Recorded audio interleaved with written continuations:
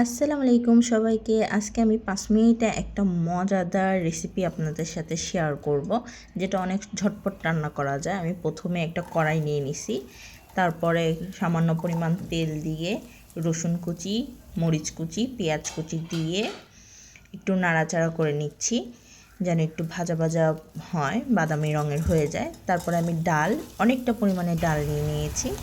ডালটা দেওয়ার পর লবণ, মরিচের গুঁড়ো সামান্য, মরিচের গুঁড়ো যত কম দেওয়া যায়, তারপরে সামান্য হলুদ, তারপরে হচ্ছে ধনিয়ার গুঁড়ো দিয়ে আমি নাড়াচাড়া করছি। ডালটা একটু ভেজে নিচ্ছি। ভেজে নেওয়ার পর সামান্য পানি, ডালটা সেদ্ধ হওয়ার জন্য যতটুকু পানি আমি দিয়েছি ততটুকু।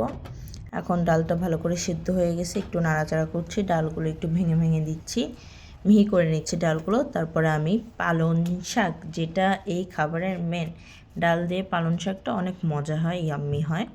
আমি এখন পালং শাক দিয়ে ডাল রান্না করতেছি। অনেকখানি পালং শাক দিয়ে দিলাম, অ্যাড করলাম ডালের সাথে। পালং শাক দিয়ে অনেকটা পানি ওঠে, ওই পানিতে আমার রান্নাটা কমপ্লিট হয়ে যাবে। তারপর আমি বারবার খুলে খুলে নেড়ে দিচ্ছিলাম এবং আমার ডালটা হয়ে গেছে প্রায় শেষের দিকে। সুন্দর করে নাড়াচাড়া করে আমার ডালের ফাইনাল লুক আপনারা দেখতে পারতেছেন। অনেক ইজি একটা রেসিপি এটা।